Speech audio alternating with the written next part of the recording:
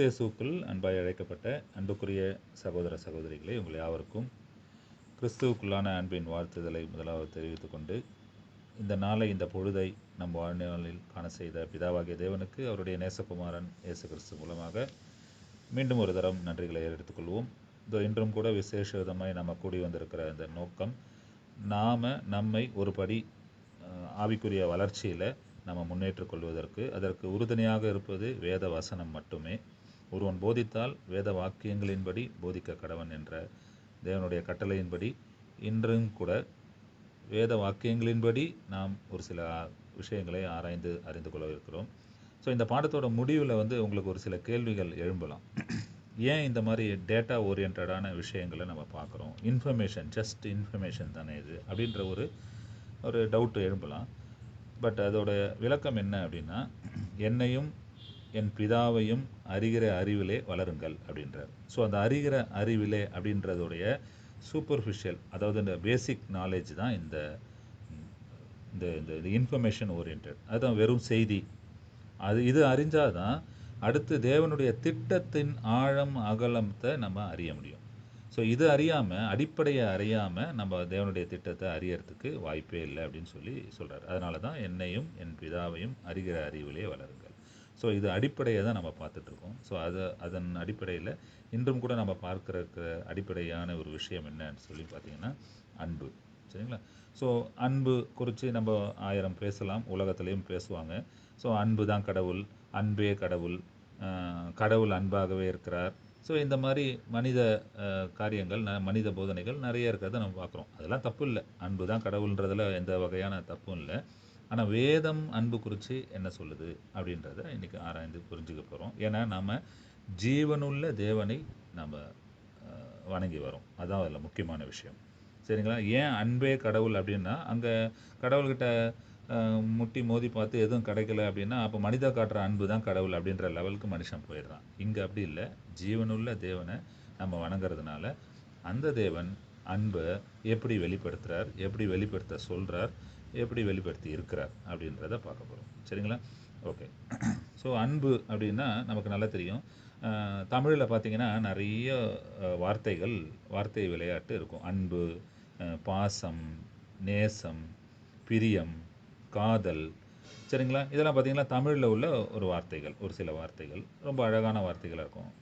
ஆனால் ஆங்கிலத்தில் பார்த்திங்கன்னா இது எல்லாத்துக்குமே ஒரே ஒரு வார்த்தை தான், லவ். முடிஞ்சு போச்சு. இந்த அன்பு, நேசம், பாசம், பிரியம், காதல், அப்படி காத்திருக்கிறேன். காத்திருக்கிறேன்றது ஒரு அன்பா தமிழ் இலக்கிய தமிழில். சரிங்களா? இன்னும் அழகான வார்த்தைகள்லாம் இலக்கிய தமிழில் இருக்கிறத நம்ம பார்க்கலாம். ஸோ அது நமக்கு அவசியமற்ற காரியம்.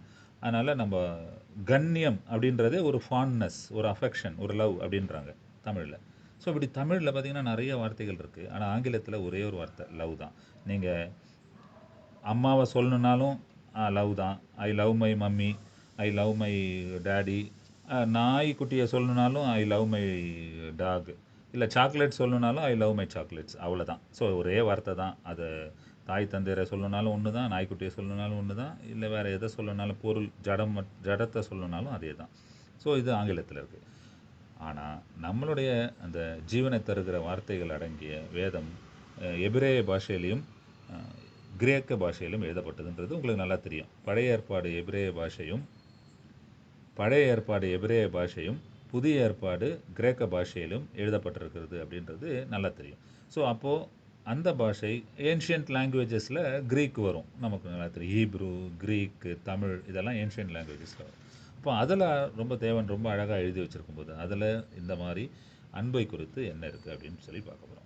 அன்பான சகோதர சகோதரிகளே, நம்ம இந்த ஸ்க்ரீன் ஷேரிங் போடுறேன், தயவுசெய்து அதை கொஞ்சம் பார்த்துக்கோங்க. ஸ்க்ரீன்ஷாட் கூட எடுத்து வச்சுக்கோங்க. இப்போ இங்கே ஸ்க்ரீனில் பார்க்குறது ஒரு சில வார்த்தைகள். அது பார்த்திங்கன்னா மேலே சிவப்பில் இருக்கிற ஒரு வார்த்தை நம்ம பிற்பாடு பார்க்க போகிறோம். மஞ்சள் கலரில் இருக்கிற வார்த்தைகளை தான் நம்ம இப்போதைக்கு பார்க்க போகிறோம். ஸோ இதெல்லாம் ஒரு சில கிரேக்க வார்த்தைகள் அன்பை குறித்து கிரேக்க வார்த்தையில் வெளிப்படுத்தி இருக்கிறது புதிய ஏற்பாட்டில், நியூ டெஸ்டமெண்ட்டில். ஸோ நம்மளுடைய கவனம் முழுக்க முதல் 3 வார்த்தைகளில் இல்லை. சரிங்களா? கேபிட்டலில் இருக்கிற கீழே இருக்கிற 2 வார்த்தை தான். அதனால் என்னென்னு மட்டும் நான் சொல்லிவிட்டு ஃபாஸ்ட்டாக போகிறேன். முதல் வார்த்தை ஈரோஸ் இல்லை எராஸ். அது என்ன அப்படின்னா, ஒரு ஒரு ஒருவர், ஒருத்தி. அது அவங்களுக்கு உண்டான ஒரு வார்த்தை. ஸோ இதுலேருந்து வந்த வேர்டு தான், இங்கிலீஷ் வேர்டு தான் எராட்டிக் அப்படின்றது. இன்னைக்கு சாத்தான் இந்த வகையான ஒரு லவ்வை தான் கையில் எடுத்து உலகத்தை நாசம் பண்ணிட்டு இருக்கான். சரிங்களா? அது வந்து நீங்கள் வேதத்திலும் எழுதப்பட்டிருக்கு. உன்னத பாட்டுலலாம் நீங்கள் பார்த்தீங்கன்னா இந்த வகையான ஒரு கணவன் மனைவிக்கு உண்டான காதலிக்கு உண்டான ஒரு விஷயம். அது ஓகே. ரெண்டாவது வார்த்தை வந்து ஸ்டோர்கே. ஸ்டோர்கேன்ற ஒரு வார்த்தை என்ன அர்த்தத்தில் இங்கே எழுதப்பட்டிருக்கு அப்படின்னா, குடும்பத்துக்கு உண்டான அன்பு, ஃபேமிலி லவ், ஃபேமிலிக்குள்ளே இருக்கிற அன்பர்கள், மெம்பர்ஸ் காட்டுற ஒரு அன்பு. சரிங்களா? இது கூட ஒரு வசனம் படிக்கலாம். ரோமருக்கு எழுதின நிருபம் 12ஆம் அதிகாரம் 10ஆம் வசனம். ரோமன்ஸ் 12:10. கொஞ்சம் சகோதரிகள் கொஞ்சம் வேகமாக எடுத்து படிக்க, கொஞ்சம் சீக்கிரம் முடிக்கலாம்.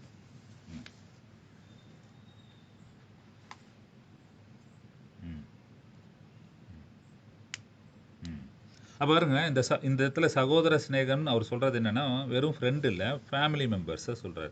அதாவது ஒரே ஃபேமிலி, சபையாக, கிறிஸ்துவோடைய சபையாக மாறப்போகிற இந்த இடத்துல இருக்க அன்பு என்ன வார்த்தை பார்த்தீங்கன்னா, ஸ்டோர்கே அப்படின்னு ஒரு வார்த்தை. இந்த STORGE வந்து எப்படி ப்ரொனவுன்ஸ் பண்ணணும், கிரேக்கத்தில் எப்படி ப்ரொனவுன்ஸ் பண்ணணும்னா ஸ்டோர்கே. இது வந்து குடும்ப அன்பர்கள் காட்டுகிற அன்பு. சரி, மூணாவது பார்த்தீங்கன்னா செஸ்டுன்ற லவ் வந்து என்னன்னு பார்த்தீங்கன்னா, ஒரு பரிவு, லவ்விங் கைண்ட்னஸ், ஒரு பரிவு. நம்ம முதியோர்கள், நமக்கு தெரியாத ஆட்கள் மேலே, பாவப்பட்ட ஆட்கள் மேலே நம்ம காட்டுற ஒரு அன்பு இருக்கு இல்லையா, லவ்விங் கைண்ட்னஸ். நம்ம ஒரு பணம் கொடுப்போம், இல்லைனா பொருட்கள் வாங்கி தருவோம், இல்லை சாப்பாடு வாங்கி தருவோம், இந்த மாதிரி ஒரு கைண்ட்னஸ் காட்டுறோம்ல, அந்த வகையான ஒரு அன்பை குறிக்கிறதா வேதம் பதிவு பண்ணுது. சரிங்களா? இதுக்கும் நிறைய வசனங்கள் இருக்குது. ஆனால் நம்மளுடைய கவனம், முக்கியமான ஒரு விஷயம் அதுக்கு கீழே இருக்கிற காரியங்கள். சரிங்களா? அதுக்குள்ளாக போவோம். அன்பான சகோதர சகோதரிகளை மறுபடியும் கேட்டுக்கிறேன், இந்த கீழே இருக்க 2 வார்த்தையை கொஞ்சம் ப்ரொனவுன்ஸ் பண்ணி பார்த்துக்கோங்க. ஃபஸ்ட்டு என்ன அப்படின்னு சொல்லி பார்த்தீங்கன்னா, ஃபிலியோ. சரிங்களா? இது 2 மேலே தான் நம்மளோட கவனம் போகுது. ஃபிலியோ அப்படின்ற அன்பு என்ன அப்படின்னா, நண்பர்களுக்குண்டான அன்பு. அதாவது நண்பர்கள்னா ஒரு படி மேலே போய் அந்த நண்பர்களை குடும்ப மெம்பராக, இல்லை ஃபேமிலி மெம்பராக நம்ம ட்ரீட் பண்ணி அன்பு செலுத்துகிற ஒரு அன்பு தான் இங்கே வேதம் பதிவு செய்து. Loving friends like a family members, அதுதான் ஃபிலியோ. அதுக்கு ஒரு வசனம் படிப்போம். எபிரேயருக்கு எழுதின நிருபம் 13ஆம் அதிகாரம் 1ஆம் வசனம். ஹீப்ரூஸ் 13:1.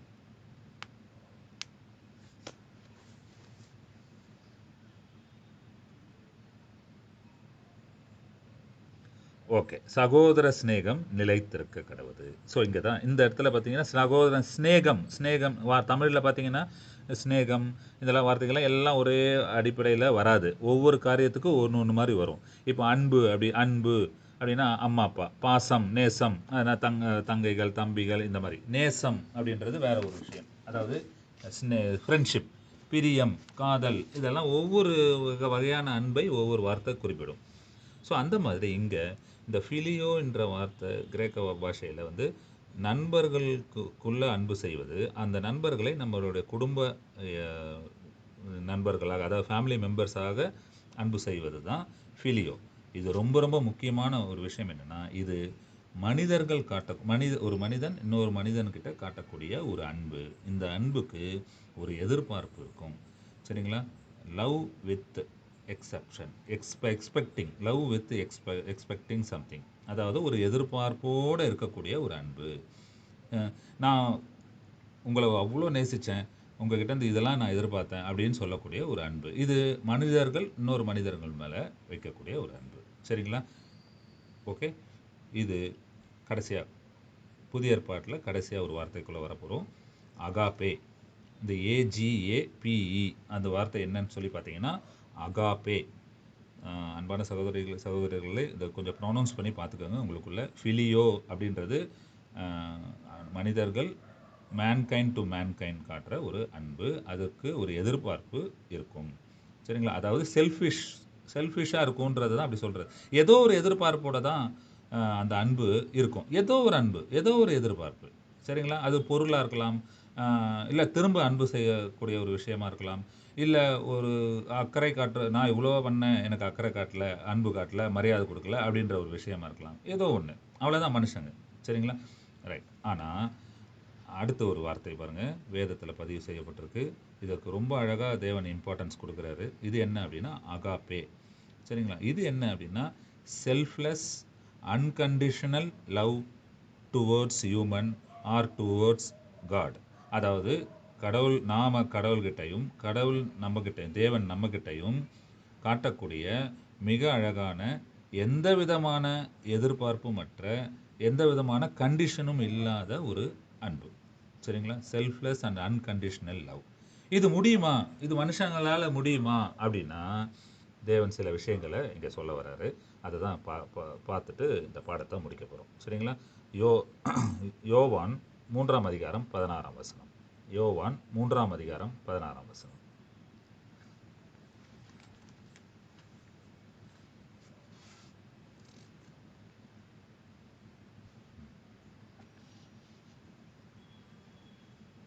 ம் ம் ம் பாருங்க, தேவன் மனுஷங்க கெட்டு போகாமல் இருக்கிறதுக்கு யாரை கொடுத்தாராம்? நம்ம என்ன தருவோம்? நம்ம ஒரு டெட்டால் பாட்டில் வாங்கி தருவோம், இல்லை ஒரு சோப்பு வாங்கி தருவோம், இல்லை ஒரு மாத்திரை வாங்கி தருவோம். அவ்வளோதான் வாங்கி தருவோம் கெட்டு போகாமல் இருக்கிறதுக்கு. அப்படி தானே? அவ்வளோதான் நம்மளால் முடியும். அது கூட பின்னாடி ஒரு ஒரு ஒரு ரூபாய்க்கு ஒரு பொருள் வாங்கி கொடுத்துட்டு 10 ரூபாய்க்கு எதிர்பார்ப்போம் இல்லையா? அது எல்லாமே ஃபிலியோ லவ். அவ்வளோதான், ஃபிலியோ அன்பு. இங்கே என்ன சொல்லிட்டாரு? அந்த மனுஷங்க கெட்டு போகாமல் இருக்கிறதுக்கு தேவன் யாரை கொடுத்தாராம்? தன்னுடைய ஒரே பேரான குமாரனையே ரத்தமும் சதையுமா அப்படியே கொடுத்துட்டாரு. சரிங்களா? அதுதான் சொல்கிறார் அந்த இடத்துல உள்ள அன்பு. அந்த கடைசியாக பார்த்தீங்களா, தேவன் இவ்விதமாய் அன்பு கூறினார் அப்படின்ற அந்த அன்புடைய வார்த்தையை ஆராய்ந்து பார்த்தோம் அப்படின்னா, அதாவது வேதத்தை எடுத்து பார்த்தோம், என்ன வார்த்தையில் கிரேக்கத்தில் பதிவு பண்ணப்பட்டிருக்குன்னு பார்த்தீங்கன்னா அகாப்பே. சரிங்களா? இன்னொரு வசனம் படிக்கலாம். 1 கொரிந்தியர் 13ஆம் அதிகாரம் 4 முதல் 7 வரை.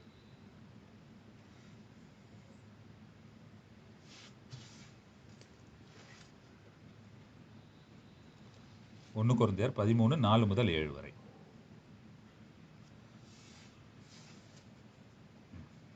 ம் ம் ம் ம் ம் ம் ம் ஆ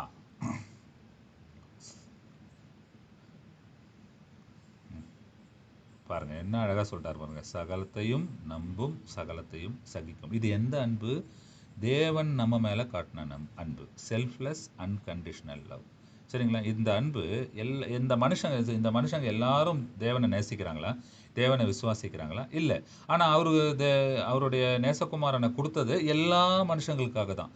அவரை தூற்றுற மனுஷங்களுக்காகவும் தான், அவரை அவிசுவாசியாக இருக்கிற மனுஷங்களுக்காகவும் தான், எல்லா மனுஷங்களையும் அவருக்காகவும் தன்னுடைய குமாரனை கொடுத்துட்டார். அதனால தான் சொல்கிறாரு அது செல்ஃப்லெஸ் அன்கண்டிஷனல் லவ். அந்த லவ் எப்படி இருக்குமா? சகலத்தையும் நம்பும், சகலத்தையும் விசுவாசிக்கும், சகலத்தையும் சகிக்கும் அப்படின்றார். அப்போ இந்த ஒரு கேரக்டர், இந்த ஒரு பிஹேவியர், இந்த ஒரு குணலட்சணம் கிறிஸ்துவாக மாற இருக்கிற, கிறிஸ்துவின் சபையாக சரீரமாக மாற இருக்கிற, பரலோக ராஜ்யத்தில் கிறிஸ்துவோடு இருந்து ஆளுகை செய்யறதுக்கு உண்டான அழைப்பில் இருக்கிற, அந்த ஓட்டத்தில் இருக்கிற நம்ம கிட்ட ஆண்டவராகிய இயேசு கிறிஸ்து எதிர்பார்க்குறாரு, கேட்குறாரு. சரிங்களா? அதுக்கு முன்னாடி இந்த அகாப்பேன்ற இந்த அன்பு கிரேக்க வார்த்தையில் அகாப்பே, இது எங்கேருந்து வந்தது அப்படின்னு சொல்லி பார்த்தீங்கன்னா, இப்போ நம்ம என்ன வசனம் படித்தோம்? தேவன் அன்பு கூறினார் அப்படின்ட்டு. அப்போ தேவன் அன்பு கூறினார்னா ஆதி காலத்துலேருந்து தேவன் இருக்காரு, அவர் அன்பு கூறி தான் எல்லா திட்டத்தையும் வகுத்தார். அப்போ அது பழைய ஏற்பாட்டிலேயே இந்த அன்பு இருக்குது. அதோட வார்த்தை தான் என்னோட ஸ்க்ரீனில் பார்த்தீங்கன்னா மேலே சிவப்பு கலரில் இருக்கிற அகாவே. அது வந்து ஹீப்ரூ லாங்குவேஜ். அகாவேன்றது ஈப்ரூ லாங்குவேஜ். அதுலேருந்து மருவி வந்தது தான் அகாப்பே. அது கிரேக்க மொழி. சரிங்களா? இப்போ இந்த கிரேக்க மொழியை தான் நம்ம கான்சன்ட்ரேட் பண்ணுறோம். ஏன்னா நம்ம ஆண்டவராக இயேசு கிறிஸ்து சொன்ன சில விஷயங்கள். சரிங்களா? அகாவே அப்படி இருக்கா அப்படின்னா, பழைய ஏற்பாட்டில் இருக்கான்னா ஒரு வசனத்தை படிச்சுட்டு போகலாம். மீகா 6ஆம் அதிகாரம் 8ஆம் வசனம் ஆங்கிலத்தில் படிங்க. மீகா 6ஆம் அதிகாரம் 8ஆம் வசனத்தை இங்கிலீஷில் படிங்க.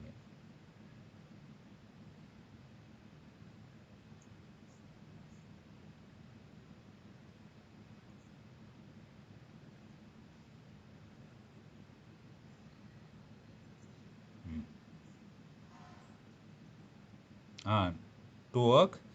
மறுபடியும் படிமா. Last line.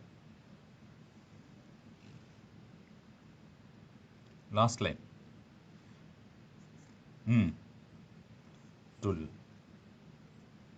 பாருங்க, டு லவ் mercy. சரிங்களா? அதான் தமிழில் என்னன்னு பார்த்தோம், படிக்கலாம். நியாயம் செய்து இரக்கத்தை சிநேகித்து உன் தேவனுக்கு முன்பாக மனத்தாழ்மையாய் நடப்பதை அல்லாமல் தேவன் வேற என்னத்தை கேட்கிறாருன்றாங்க. சரிங்களா? அந்த இரக்கத்தை, தேவன்கிட்ட இருந்து வர இரக்கத்தை சிநேகிக்கிறது. இந்த சிநேகம் அப்படின்றது ஆங்கிலத்தில் சகோதரி படித்த மாதிரி லவ் அப்படின்ற அந்த வார்த்தை என்னன்னு சொல்லி பார்த்தீங்கன்னா அகாவே. நிறைய நிறைய வசனத்தில் படிக்கலாம். ஸோ அகாவேலேருந்து வந்த அந்த வார்த்தை தான் இந்த அகாப்பேன்றதுக்காக நான் படித்து காமிச்சோம். சரிங்களா? இப்போ ஆண்டவராகிய இயேசு கிறிஸ்து இந்த அகாப்பே அன்பு, செல்ஃப்லெஸ் லவ், அன்கண்டிஷனல் லவ் அப்படின்றார். இதை என் சரீரமாக மாற இருக்கிற உங்களால் காட்ட முடியாது அப்படின்றதுக்கு ஆண்டவராகிய இயேசு அந்த அவிவிசுவாசத்தில் வரல. ஆனால் நமக்கு என்ன அவிவிசுவாசம் இருக்குன்னா, தேவன் நம்ம மேலே காட்டின அன்பு தான் அன்கண்டிஷனல், செல்ஃப்லெஸ். இதை நாம் வந்து திரும்ப காட்ட முடியுமா? நம்மலாம் மனுஷங்க தானே, செல்ஃபிஷான ஆட்கள் தானே, ஏதோ ஒரு ஒரு ஒரு உள்நோக்கத்தில் தானே எல்லாத்தையும் செய்கிறோம். ஏதோ ஒரு உள்நோக்கம் இருக்கும்ல. ஒரு மனுஷனுக்கு ஒரு மனுஷன் ஹெல்ப் பண்ணும்போது, இல்லைன்னா அந்த ஹெல்ப்பை வாங்குறவங்களாவது இவர் எதுக்கு செய்கிறாரு, ஏதாவது ஒரு உள்நோக்கம் இருக்கும் அப்படின்னு எண்ணக்கூடியவர்கள் தான். அதில் தவறே கிடையாது. நான் அப்படி தான் நினைப்பேன். இவர் எதுக்கு செய்கிறாரு, இவங்க எதுக்கு செய்கிறாங்க, ஏதாவது ஒரு நோக்கம் இருக்கும் அப்படின்னு நினைப்போம் இல்லையா? ஆனால் ஆண்டவராக இயேசு கிறிஸ்து என்ன சொல்கிறாருன்னா, என்னுடைய சரீரமாக மாற இருக்கிற நீங்கள் ஃபிலியோ அன்பிலிருந்து அகாப்பே அன்புக்கு வாங்க அப்படின்றார். ஏன்னா நானும் என் தகப்பனும் உங்கள் மேலே காட்டுறது அகாப்பே அன்பே தவிர ஃபிலியோ அன்பு கிடையாது அப்படின்றார். மத்தேயு 5ஆம் அதிகாரம் 43லேருந்து படிங்கவா. மத்தேயு 5:43.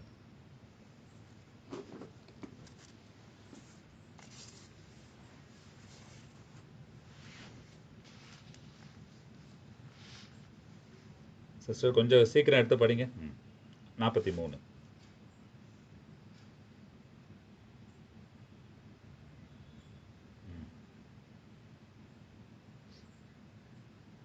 ஓகே ஓகே, ஒரே நிமிஷம் வெயிட் பண்ணுங்க சிஸ்டர், வெயிட் பண்ணுங்க. என்ன சொல்றாரு? உன் அடுத்தவனை சிநேகித்து உன் சத்துருவை என்ன பண்ணுமா அப்படின்னு எழுதியிருக்கான். உன் சத்துருவை படிங்க சிஸ்டர். உன் சத்துருவை பகைப்பாயாக எழுதியிருக்குது. எங்க எழுதியிருக்குன்னா, அந்த ரபீஸ்ன்னு சொல்லக்கூடிய அந்த யூதர்கள் இப்படி ஒரு டாக்டரினா அங்கே எழுதி வச்சிருக்காங்க. நீ வந்து யாரை தான் நேசிக்கணும்னா, உனக்கு அடுத்தவனை வெரி நெக்ஸ்ட் டு யூ அப்படின்னா நெய்பர் மட்டும் இல்லை, நம்ம சுற்றி இருக்கிறவங்கள. ஆனால் யாரை நேசிக்க கூடாதான், உன் எனிமியை நீ நேசிக்க வேண்டாம்னு எழுதியிருக்குது. படிங்க. ம் ம் ம்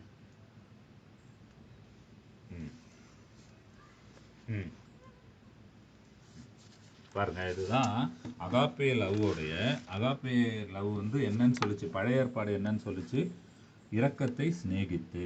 அதாவது தேவன்கிட்ட இருந்து மீகா 6:8 படித்த மாதிரி தேவன்கிட்ட இருந்து வரக்கூடிய அந்த இரக்கத்தை சிநேகிக்கிறது தான் அகாவே அன்புன்னு சொல்லி பழைய ஏற்பாட்டில் படித்தோம். ஆனால் ஆண்டவராக இயேசு கிறிஸ்து அதோட இவ்வளோ அழகாக டெஃபினேஷன் கொடுக்குறா பாருங்க.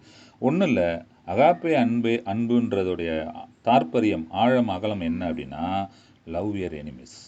உங்களுக்கு கெடுதி செய்கிறவங்கள நீங்கள் நேசிக்க ஆரம்பிங்க. அதுதான் முதல் படி அகாப்பே அன்புக்கு நம்ம போகிறது. அதாவது தேவன் நம்ம மேலே காட்டின அன்பும் கிறிஸ்து நம்ம மேலே காட்டிகிட்டு இருக்க அன்பையும் நாம் பிரதிபலிக்கிற விஷயம் என்ன அப்படின்னா, எப்படி நம்ம காட்டுறது? நமக்கு இந்த சந்தேகம் வரும். தேவனும் ஆண்டவராக இயேசு கிறிஸ்து காட்டின அன்பை நாம் எப்படி காட்டுறது? ஒன்றும் இல்லை, ஸ்டார்ட் லவ்விங் யுவர் எனிமீஸ். உங்களுக்கு கெடுதி செய்கிறவங்கள முதல்ல அன்பு செய்ய ஸ்டார்ட் பண்ணுங்கள். அங்கேயே நம்ம எதுக்குள்ளே வர ஆரம்பிச்சிருவோம் அப்படின்னா, ஃபிலியோ அன்புலேருந்து அகாப்பே அன்புக்கு வர ஆரம்பிச்சிருவோம் அப்படின்னு ஆண்டவராக இயேசு கிறிஸ்து சொல்கிறார். பார்த்தீங்கன்னா வேதத்திலேயே ரொம்ப அருமையான ஒரு டிஸ்கஷன் போகும். சரிங்களா? இந்த உலகத்தில் சொல்லுவாங்க, இந்த கூஸ் பம்ப்ஸ் அப்படின்னு சொல்லுவாங்க. மெய் சிலிர்க்க வைக்கிற ஒரு கண்ணீர் சிந்த வைக்கிற ஒரு டிஸ்கஷன் யாருக்கும் போகும் அப்படின்னா, ஆண்டவராக இயேசு கிறிஸ்துக்கும் சீமோன் பேதுருக்கும் போகும். சரிங்களா? ஏன் அந்த ஒரு எப்போல்லாம் அதை நான் சிந்திக்கும் போது, தியானிக்கும் பொழுது நம்மளை அறியாமையே கண்கள் கலங்கும். ஏன் அப்படின்னா, அதோடைய தாற்பயம் என்ன, பேக்ரவுண்ட் என்னன்னு சொல்லி பார்த்தீங்கன்னா, சீமோன் பேதுரு ஆண்டவராகிய இயேசு கிறிஸ்துவை காட்டி கொடுப்பார். சரிங்களா? எப்படி காட்டி கொடுப்பார் அப்படின்னா, 3 தரம் கேட்பாங்க. 3 தரம் கேட்பாங்க. எப்படி கேட்பாங்க அப்படின்னா, இவரை தெரியுமா அப்படின்னு கேட்பாங்க. தெரியும் அப்படின்னு சொல்லி காட்டி கொடுப்பாரு. ஆண்டவராகிய இயேசு கிறிஸ்துவை பாடுகளுக்குள்ளே போவார், சிலுவை மரணத்தை எதிர்கொள்வார், மரிப்பார், நமக்காக மரிப்பார், அவருடைய மரணத்தை ரெகக்னைஸ் பண்ணி தேவன் பிதாவாகிய தேவன் அவரை ரீசரெக்ட் பண்ணி உயிர்த்தெழுப்ப வச்சு 40 நாள் இந்த உலகத்தில் இருப்பார். அப்போ மறுபடியும் உயிர்த்தெழுதலுக்கு அப்புறமா மறுபடியும் சீமோன் பேதுருவை ஆண்டவராக இயேசு கிறிஸ்து வந்து சந்திப்பார். அப்போ அவங்க 2 பேருக்கு நினச்சி பாருங்களேன், பேதுரு இயேசு கிறிஸ்துவை காட்டி கொடுத்தாரு, அதனால் மரணம் சம்பவிச்சது. உயிர்த்தெழுந்து வந்து அதே சீமோன் பேதுருவை ஆண்டவராக இயேசு கிறிஸ்து சந்திக்கிறாரு. இப்போ அந்த சந்திப்பை மட்டும் படிச்சுட்டு நம்ம இந்த பாடத்தை முடிக்க போகிறோம். அந்த சந்திப்பு இன்னும் அருமையான விஷயம், டிஸ்கஷன் பாருங்கள். அதில் ஒரு விஷயம் பார்த்தீங்கன்னா, அந்த காட்டி கொடுக்கும்போது அந்த சந்திப்புக்கு முன்னாடி இருந்த நிகழ்வுலாம் பார்த்தீங்கன்னா பேதுருன்னு பேசுவார் ஆண்டவராக இயேசு கிறிஸ்து. அவருடைய முழு பேர் பார்த்தீங்கன்னா சீமோன் பேதுரு, சைமன் பீட்டர். முன்னாடிலாம் உள்ள டிஸ்கஷனில் பார்த்தீங்கன்னா, அதாவது மரிக்கிறதுக்கு முன்னாடி, சிலுவை மரணத்துக்கு முன்னாடி பேதுருன்னு சொல்லுவார். ஆனால் இப்போது அந்த பேதுருவை தான் அவருடைய சபைக்கு ஆணிவேராக அடித்தளமாக வச்சுருப்பார் மரிக்கிறதுக்கு முன்னாடி. ஆனால் அந்த விஷயம் நடந்து முடிஞ்ச உடனே பேதுரு அவரை காட்டி கொடுத்துருவார் ஆண்டவராக இயேசு கிறிஸ்து. இந்த டிஸ்கஷனில் பாருங்கள், பேதுருன்னு சொல்ல மாட்டார், சீமோனே அப்படின்னு கூப்பிடுவார். சரிங்களா? அன்பான சகோதர சகோதரிகளே, இந்த வசனத்தை ரொம்ப ஆழமாக நிதானமாக சகோதரி படிப்பாங்க. தயவு கூர்ந்து நீங்களும் வேதத்தை எடுத்தோ இல்லை செல்லுலையோ இந்த வசனத்தை கண்ணால் பார்க்குமாறு அன்புடன் கேட்டுக்கொள்கிறேன். யோவான் எழுதின நிருபம் 21ஆம் அதிகாரம் 15 முதல். John 21, 15 to 19.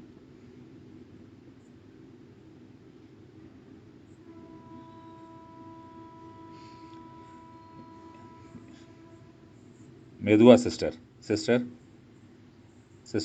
நிதானமாக படிங்க.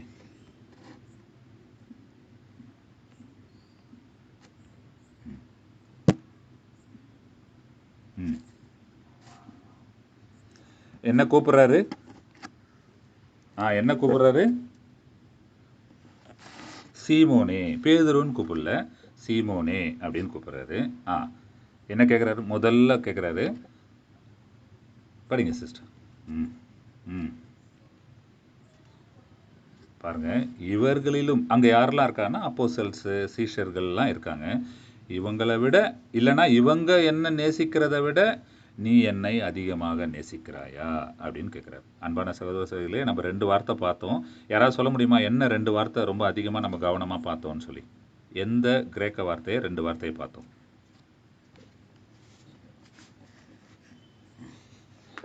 புதிய சகோதர சகோதரிகள், இளைய சகோதர சகோதரிகள் தாராளமாக பேசலாம். புதிய சகோதர சகோதரிகள். பால்ராஜ் பதரா,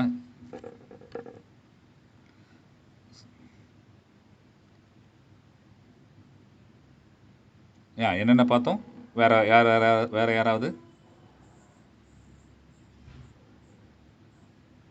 ஓகே. ஸோ பிலியோ அப்படின்றது மனிதனிடத்தில் காட்டக்கூடிய அன்பு. அதுக்கு ஒரு சுயம் இருக்கும், சுயநலம் இருக்கும், கண்டிஷன் இருக்கும், செல்ஃப்லெஸ் இருக்காது. பட் அகாப்பேன்றது செல்ஃப்லெஸ் அன்கண்டிஷனல் லவ். அது தேவன் நம்ம மேலே காட்டிட்டு இருக்கிற அன்புன்றதை பார்த்தோம். இப்போ இங்கே என்னென்ன நடக்குது போதுன்னு பாருங்கள். ஃபஸ்ட்டு வந்து ஆண்டவராக இயேசு கிறிஸ்து ஃபஸ்ட் டைம் கேட்குறாரு, சீமோன் பேதுருவே, யோனாவின் குமாரனாகிய சீமோனே, இவர்களிலும் அதிகமாய் நீ என்னிடத்தில் அன்பாய் இருக்கிறாயா அப்படின்னு கேட்குறாரு. இந்த அன்பு என்ன அன்பு?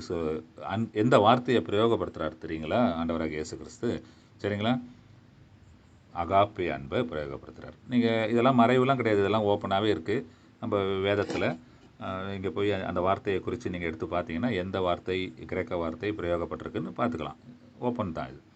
ஸோ எந்த வார்த்தையை பிரயோகப்படுத்துகிறாருன்னு சொல்லி பார்த்தீங்கன்னா அகாப்பே வார்த்தை. அப்போ இங்கே ஆண்டவராக இயேசு கிறிஸ்து என்ன கேட்குறாரு தெரியுமா? பேதுருவை பார்த்து, டூ யூ லவ் மீ அப்படின்னு கேட்குறாரு. இல்லைனா டூ யூ அகாப்பே மீ அப்படின்னு கேட்குறாரு. ஃபஸ்ட் டைம் கேட்குறாரு. டூ யூ இப்போ கேட்குறாரு, சீமோன் டூ யூ அகாப்பே மீ அப்படின்னு கேட்குறாரு.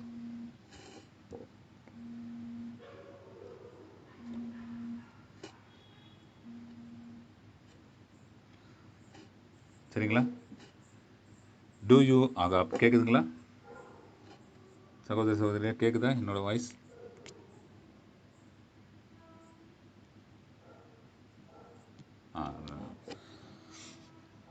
டூ யூ அகாப்பே மீ அப்படின்னு கேட்குறாரு. சரிங்களா? அதுக்கு பேதுரு என்ன பதில் சொல்கிறாரு பாருங்க.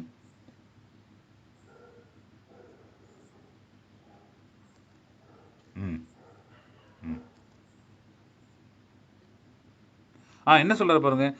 ஆமா ஆண்டவரே, இது இது இது வெட்ட வெளிச்சமாச்சே, இதுதான் தெரியுமே உங்களுக்கு, நான் உங்களை நேசிக்கிறேன் அப்படின்றார். பாருங்க, பேதுரு யூஸ் பண்ற வார்த்தை என்ன தெரியுங்களா? பாருங்க எவ்வளோ ஆச்சரியமான வேதம் பாருங்க. அந்த 2 வார்த்தைய மனுஷன் தேவன் ஆண்டவராக இயேசு கிறிஸ்து கேட்கும் பொழுது என்ன வார்த்தை அப்படின்னு பார்த்தீங்கன்னா, agape, do you agape me அப்படின்னு கேட்குறாரு. ஆனா இவரு வந்து பேதுரு என்ன வார்த்தை யூஸ் பண்றாருன்னா, எஸ் எஸ் ஆண்டவரே, you know that I love you அப்படின்றார். ஆனா அவரு யூஸ் பண்ற வார்த்தை என்னன்னா, ஐ ஃபிலியன் யூ, வெர்ப். சரிங்களா? நம்ம ஃபிலியோன்னு சொல்றது நவுன்னு. ஐ ஃபிலியன் யூ, நான் உங்களை நேசிக்கிறேன் ஆண்டவரே, அது உங்களுக்கு நல்லா தெரியும் அப்படின்னு கேட்குறாரு. உடனே என்ன சொல்றாருன்னா, என் ஆட்டுக்குட்டிகளை மேய்ப்பாயாக. இதுக்கு ஒரு தனி பாடமே இருக்கு. எதுக்காக அப்படி சொன்னாரு? ஆட்டுக்குட்டிகள்னா யாரு? மேய்க்கிறதுனா என்னன்னு நம்ம அதை ஒதுக்கி வச்சுட்டு நம்மளுடைய கோருக்கு வருவோம். 16ஆம் வசனம்.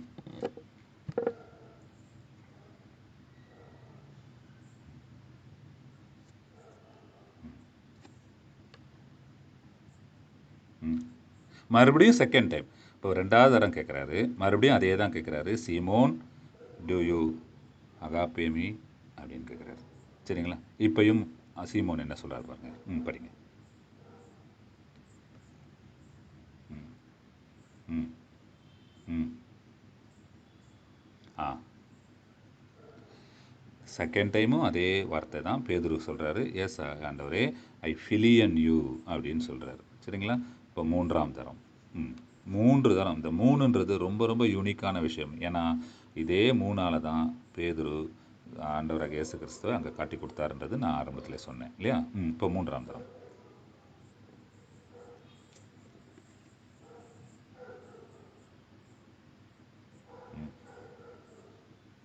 பாருங்க, ரொம்ப பியூட்டிஃபுல்லான விஷயம் இங்கே. அந்த இந்த இந்த இந்த டிஸ்கஷன், இந்த பைபிள் டிஸ்கஷன்ஸ்லேயே இது ரொம்ப அருமையான டிஸ்கஷன் சொல்லி ஸ்காலர்ஸ் சொல்லுவாங்க. ஏன் அப்படின்னா, நம்ம ஆண்டவராக இயேசு கிறிஸ்து மனுஷனை ரெகக்னைஸ் பண்ணி எப்படி பரலோகத்திலிருந்து இங்கே வந்தாரோ அந்த அன்பை காட்டுறதுக்கு பிதாவாகிய தேவன் வந்து அவரை கொடுத்து அன்பு காட்டினாரு. ஆண்டவராக இயேசு கிறிஸ்து பரலோகத்திலேருந்து இங்கே வந்து தன்னைத்தானே இங்கே சிலுவை மரணத்தில் அன்பு காட்டினாரு. இந்த மனிதர்கள் பலகீனமான மனிதர்கள் தான். இருந்தாலும் உன் எதிரியே நேசின்னு நான் சொல்லும்போது உன்னுடைய பலவீனத்தை நான் நேசிக்க மாட்டேன்னா, ஒரு படி ஆண்டவர் இறங்கி வர்றார் பாருங்க. இது வரைக்கும் என்ன கேட்டார் அப்படின்னா, ரெண்டு ரெண்டு தடவையும் என்ன கேட்டார்னா, சீமோன் டூ யூ அகாப்பே மீ அப்படின்னு கேட்டார். அகாப்பேன்றது தேவனும் இயேசு கிறிஸ்துவும் நம்ம மேலே காட்டுற அன்பு. ஆனால் பேதுரு என்ன சொன்னார் அப்படின்னா, எஸ் ஐ பிலியன் யூ, பிலியன் யூ அப்படின்னு சொன்னார்.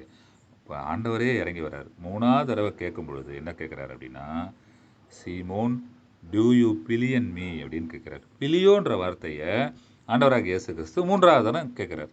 ஃபஸ்ட்டு 2 தடவை என்ன யூஸ் பண்ணார்? அகாப்பே யூஸ் பண்ணார்.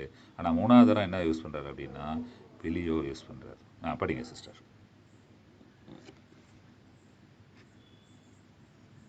ம் ம் இது தமிழில் வந்து பார்த்தீங்கன்னா, ஒரே நிமிஷம் சிஸ்டர். இப்போ தமிழில் பார்த்தீங்கன்னா துக்கப்பட்டுன்னு இருக்கும், ரொம்ப சாதாரணமாக இருக்கும். ஆனால் ஆங்கிலத்தில் பார்த்தீங்கன்னா அப்படியே உடஞ்சி கிரீவ்டு அப்படின்னு இருக்கும். கிரீவ்டுன்னா அப்படியே உடஞ்சி சிதறி அழுவுறது. அப்படியே பேதுரு 3வது தரம் அப்படியே இறங்கி வந்து கேட்குறாரு. ஆண்டவர் கேட்குறாரு, டூ யூ ஃபஸ்ட்டு 2 தடவை கேட்டார், டூ யூ அகாப்பேமி, டூ யூ அகாப்பேமின்னு. 3வது தடவை கேட்குறாரு, டூ யூ பிலியன் மீ அப்படின்னு ரொம்ப சாந்தமாக கேட்குறாரு.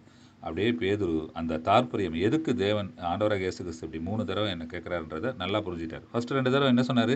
உங்களுக்கு தான் தெரியுமே ஆண்டவரே, உங்களுக்கு நல்லா தெரியும் நான் உங்களை நேசிக்கிறது அப்படின்ட்டு. 3வது தடவை ஆண்டவர் கேட்டவுடனே அப்படியே உடஞ்சி சிதறி அழுகுறாரு. அங்கே அழுது என்ன சொல்கிறாரு பாருங்க. ம் ம் ம் ம் இயேசு என் ஆடுகளை மேய்ப்பாயாக என்றார் அப்படின்றார். சரிங்களா? அப்போது என் ஆடுகள்னால் அவருடைய சீஷர்கள். அந்த சீஷர்களை நாம் மேய்க்கணும் அப்படின்னா, நம்ம சீஷர்களை, அதாவது கிறிஸ்துக்குள்ளாக சீஷர் ஆடுகளை, நாம் எல்லாமே ஆடுகள். அன்பான சகோதரர்களே, நீங்கள் புதுசாக வந்திருக்கலாம், நாங்கள் கொஞ்ச நாள் முன்னாடி இருக்கலாம். ஸோ முன்ன பின்னன்றதே தேவனுக்கு முன்னாடி கிடையாது. சரிங்களா? அவருடைய அழைப்பு, பரம அழைப்பு, மேலான அழைப்பு, பரலோகத்திலேருந்து அழைப்பு இன்னைக்கு ஒரு சில சகோதர சகோதரிகள் குடும்பத்துக்கு வந்திருக்கிறது ஒழிய இதில் சீனியாரிட்டி ஜூனியர்லாம் கிடையவே கிடையாது. சரிங்களா? அப்போது இந்த ஆடுகளை மேய்ப்பாயாகன்றது ஒவ்வொருத்தர் மேலேயும் விழுந்திருக்கிற கடமை. சரிங்களா? மேய்ப்பாயாக அப்படின்னா வழி நடத்துறது. அவ்வளோதான். அப்போது என்னுடைய ஆடுகளை நீ மேய்க்கணும்னா நீ முதல்ல செய்ய வேண்டிய காரியம் என்னன்னா என்னை நேசிக்கணும்.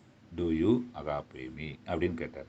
அதுக்கு பேதுரு சொன்னது எஸ் ஐ பிலியன் யூன்னாரு. மறுபடியும் இயேசு கிறிஸ்து 3வது தரம் இறங்கி வந்து டூ யூ பிலியன் மீ அப்படின்னு அந்த 3 தரம்ன்றதோடைய இம்பார்ட்டன்ஸை பேதுரு அங்கே புரிஞ்சுக்கிட்டாரு. இதுக்கு மேலே நான் வந்து இதாக இருக்க முடியாது. ஆல்ரெடி ஒரு தப்பை பண்ணார், அதை உணர்ந்தார். அதனால் அவர் மறுபடியும் அப்போஸ்தலஸாக அவர் வந்து ரெகக்னைஸ் பண்ணப்பட்டார். ஆனால் இவர் இழந்து போனார்ன்றது நமக்கு தெரியும் இல்லையா? இங்கே மறுபடியும் அப்போஸ்தலராக இங்கே ரெகக்னைஸ் பண்ணப்பட்டு உயிர்த்தெழுதலில் ஆண்டவராகிய இயேசு கிறிஸ்து பேசிக்கிட்டு இருக்காரு. அப்போ தான் அதை உணர்ந்து தான் அங்கே அழுது என்ன சொல்கிறாரு பாருங்க. 18, 19 படிங்க, முடிச்சிடலாம். ம் ம் ம் ம் ம் ம்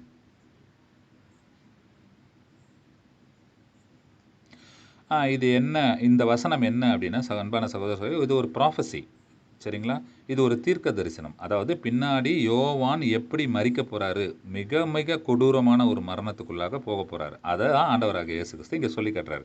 அதாவது இயேசு கிறிஸ்து மாதிரியே சிலுவை மரணத்துக்குள்ளே போக போறாரு. அதை தான் இங்கே சொல்றாரு. வேறு ஒருவன் உன் அறையை கட்டி உனக்கு இஷ்டமில்லாத இடத்துக்கு கொண்டு போவான், அப்புறம் உன் கைகளை நீட்டுவாய் அப்படின்றதான் சொல்றாரு இங்கே. அதாவது என் ஆடுகளை மேய்க்கிறது, என்னை நீ நேசிக்கிற என் ஆடுகளை மேய்க்க போகிற, அதாவது மேய்ப்பாயாகன்னு சொல்கிறாரு. அதாவது எனக்கு ஊழியம் செய்ய போகிற, எனக்கு நிறைய சீஷர்களையும் கிறிஸ்துவுக்குள்ளாக நிறைய வேறையும் உள்ளே கொண்டு வர போகிற, அதை நீ செஞ்ச அப்படின்னா உனக்கு மிகப்பெரிய ஆசீர்வாதம் பரலோகத்தில் இருக்குது. ஆனால் இங்கே நீ என்ன மரணத்துக்குள்ளே போவ அப்படின்னா என்ன மாதிரியே அவரோட ஆளுகையும் செய்வாயாக, அவரோட பாடுகளை பட்டால் அவரோட ஆளுகையும் செய்வாயாக. அப்போ என்ன மாதிரியே நீயும் மரணத்துக்குள்ளே போக போகிற அப்படின்றது தான் ப்ராஃபட்டிக்காக சொல்கிறாரு. இங்கே தீர்க்க தரிசனமாக சொல்கிறாரு. 19ஆம் வசனம். ம் ம் ம்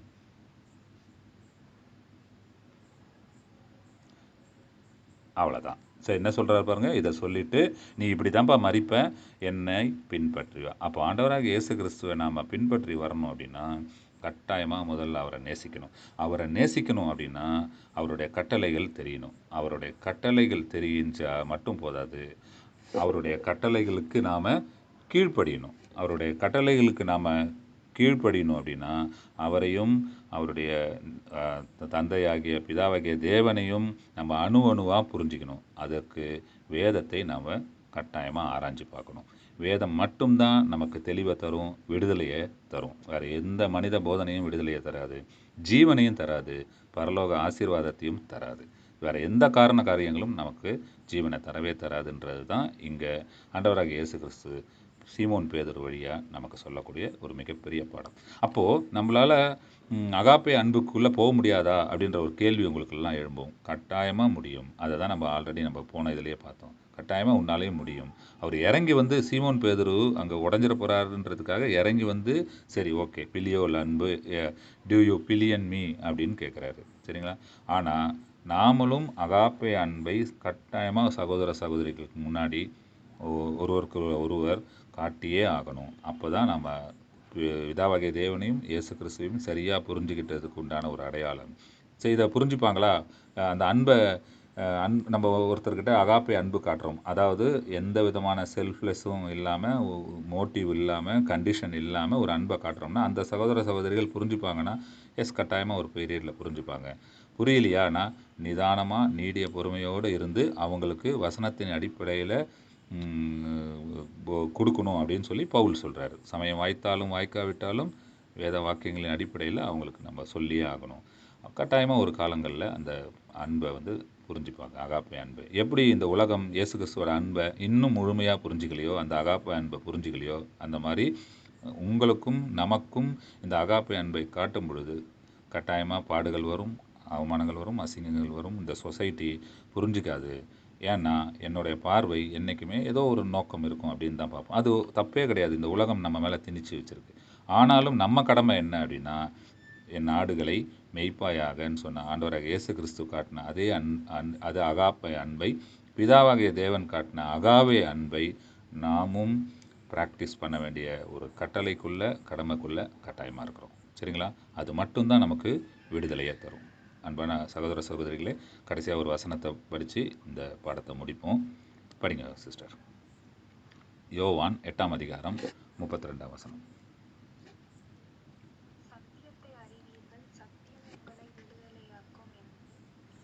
சத்தியத்தையும் அறிவீர்கள், சத்தியம் உங்களை விடுதலையாக்கும். நம்மாலெலாம் முடியாது, என்னாலலாம் முடியாது, நான் ரொம்ப வீக்கு, நான் இந்த சொசைட்டியில் தான் வாழுறேன், என்னாலலாம் செல்ஃப்லெஸ் லவ்வை காட்ட முடியாது, இல்லை யாராவது என்ன அன்பு காட்டினா நான் சுயநலமான அன்புன்னு நினைப்பேன். இதெல்லாம் நம்ம ஒரு கட்டுக்குள்ளே இருக்கும், ஒரு ஸ்லேவ்லெஸ், இதெல்லாம் ஸ்லேவரி, என்னால் எதுவுமே பண்ண முடியாது அப்படின்றது எல்லாமே சாத்தான் நம்ம மேலே திணிச்சு வச்சுருக்கிற ஒரு ஸ்லேவரினஸ். இந்த ஒரு அடிமைத்தனத்திலிருந்து நம்மளை விடுதலை ஆக்கிறது ஒன்று மட்டும்தான் இந்த வேத வாக்கியங்கள், இந்த சத்தியங்கள். ஸோ இந்த சத்தியத்தை கண்டினியூஸாக நீங்கள் அறிந்து கொள்ளுமாறு மிக தாழ்மையுடன் கிறிஸ்துவுக்குள்ளாக உங்கள் முன்னாடி ஒரு வேண்டுதலாக வைக்கிறேன். வர காலங்களில் இன்னும் அதிகமாக தேவனையும் இயேசு கிறிஸ்துவையும் அறிகிற அறிவில் வளர்ந்து சபையாக மாற பரலோக ஆசீர்வாதங்களை பெற்றுக்கொள்ள தேவன் தாமே ஆசீர்வதிப்பாராக. ஆமேன்.